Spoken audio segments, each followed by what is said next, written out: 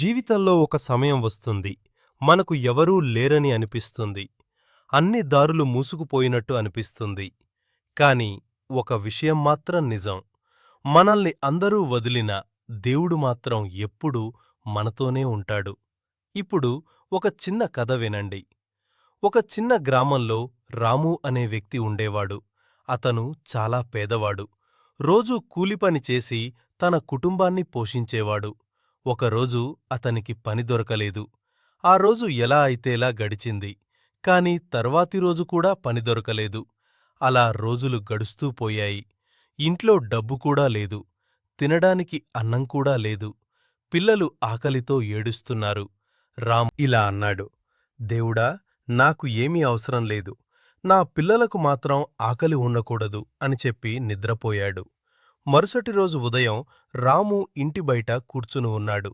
అప్పుడు ఒక పెద్ద మనిషి అక్కడికి వచ్చాడు. ఆయన రాముని చూసి అడిగాడు, ఎందుకు ఇలా బాధగా ఉన్నావు? రాము తన పరిస్థితి మొత్తం చెప్పాడు. అప్పుడా పెద్ద మనిషి ఇలా అన్నాడు, నా పొలంలో కొన్ని బస్తాలు ఉన్నాయి. నాకు వయసు ఎక్కువ కావడంతో వాటిని మోసుకోలేను. నువ్వు వచ్చి ఆ బస్తాలు ఇంటికి తీసుకువస్తావా? రాము వెంటనే ఒప్పుకున్నాడు. రాము ఆ బస్తాలను మోసుకుని ఆ పెద్దమనిషి ఇంటికి తీసుకువచ్చాడు. ఆ పని పూర్తయ్యాక ఆ పెద్దమనిషి రాముకు మంచి డబ్బు ఇచ్చాడు. రాము చాలా సంతోషపడ్డాడు. ఆ డబ్బుతో తన పిల్లలకు అన్నం కొనుగోలు చేశాడు.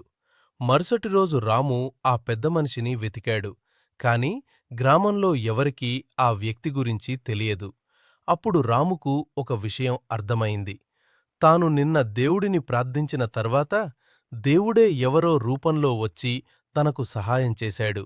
జీవితంలో కష్టాలు వచ్చినప్పుడు దేవుడిని నమ్మడం ఆపకండి.